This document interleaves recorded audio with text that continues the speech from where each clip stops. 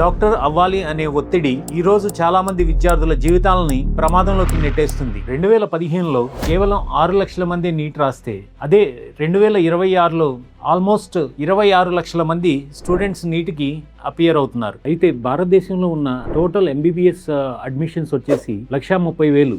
అందులో government 64,000, private 66,000, central institutions AIIMS కానీ తర్వాత జిప్మర్ లాంటి ఇన్స్టిట్యూషన్స్ ఆల్మోస్ట్ 3,000. టోటల్గా రఫ్లీ 1,29,000 నుంచి 1,30,000 సీట్లు మాత్రం అందుబాటులో ఉన్నాయి. గవర్నమెంట్ సీట్ రావాలి అంటే 720 నుంచి 600 మార్కుల మధ్యలో ఉండాలి. సరే, గవర్నమెంట్ కాలేజీలో అడ్మిషన్ రాలేదనుకుందాం, ప్రైవేట్ కాలేజీలో మనకి అడ్మిషన్ కావాలి అని అనుకుంటే మేనేజ్మెంట్ కోటా కింద మినిమంలో మినిమం 70 లక్షల నుంచి 1,50,00,000 వరకు మనం ఫీజు చెల్లించాల్సిన పరిస్థితి ఉంది. అంత డబ్బు ఖర్చు చేయలేక చాలా మంది స్టూడెంట్స్ నీట్ రీ అటెంప్ట్ కోసం లాంగ్ టర్మ్ కి వెళ్తున్నారు. మళ్ళీ కూడా క్రాక్ కాకపోతే మరోసారి రాస్తున్నారు, మళ్ళీ రాస్తున్నారు. ఇది కేవలం కాంపిటీషన్ కాదు, మెంటల్ ప్రెషర్ సిస్టమ్.